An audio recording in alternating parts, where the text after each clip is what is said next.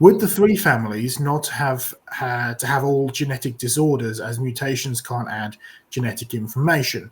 And it then went into a number of questions talking about where mutations come from, what are mutations, and one comment was, well, could evolution happen through mutations if given enough of deep time and so on and so forth, or could sin have caused evolution given enough time?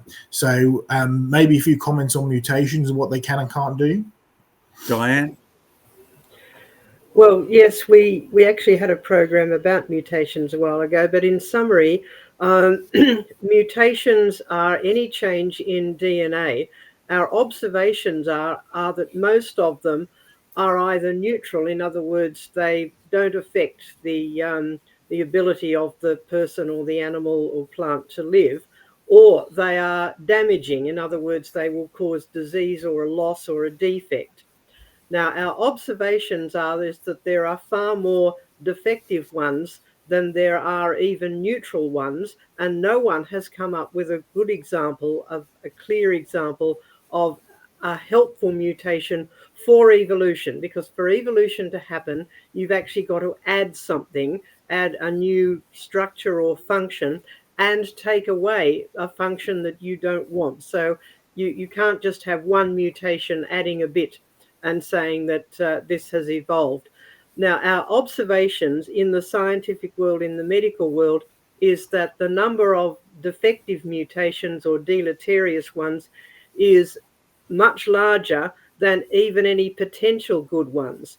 So if you look at that over time, if you've got lots of bad ones happening and no good ones happening, you are definitely on a downhill run. So time will not help. In fact, time is the enemy of evolution, because more time will just get you further down the hill. It will just allow the bad ones to add up at the expense of any potential good ones, and we haven't observed any good ones.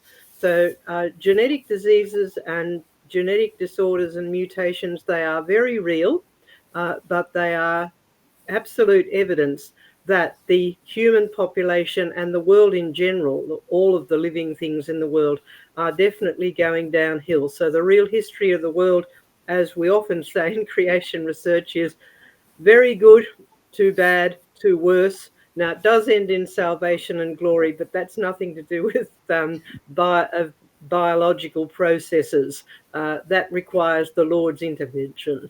So if anyone would like to add anything to that from their own experience as well. Sure.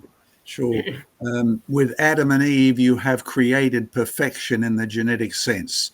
God made everything very good, and that covers even the genes that determined Adam and Eve's characteristics. So by the time you get up to Noah, we can see evidence of slight mutational change. So in the naming of Ham, Shem, and Japheth, which are color names, Ham, Hebrew and Egyptian really for dark, Japheth, Hebrew for fair, and tracing them down through history, they give rise to the three distinct colorations of humans, which eventually multiply into many subvariations of that. Now, that's a genetic control factor. So therefore, something had happened between Adam and Noah, which was affecting the control of color factors in the body. So up until the flood, no evidence of other really serious genetic effects in mankind, except for that one. There may have been, but we don't know about them. But those three went on the ark. So don't be surprised. We get a dominant color separation after the flood, which may or may not have advantages. You don't go black because you live in the hot area. You can live in the hot area because you're already black. But we've discussed that in some of our races once. Now, later on, you see other genetic factors coming into mankind. So, Diane, your favorite is a lady who is listed as short-sighted. What's her name? And it's one of the great unsung heroines in biblical history was Leah, one of the wives of Jacob, and she was actually the mother of the two lines that Joseph mentioned in the bit he did on biblical history. Remember, there was the priestly line and the royal line, which the priestly line eventually led to John the Baptist, but it was the priestly line that kept the system of sacrifices going until Jesus Christ came. and Leah was actually the mother of those two tribes, Levi and Judah. So very interesting, real history there. So she's listed as short-sighted. So something had happened to influence her sight, most probably genetic. And you'll notice also in the biblical history, the lifespan is dropping.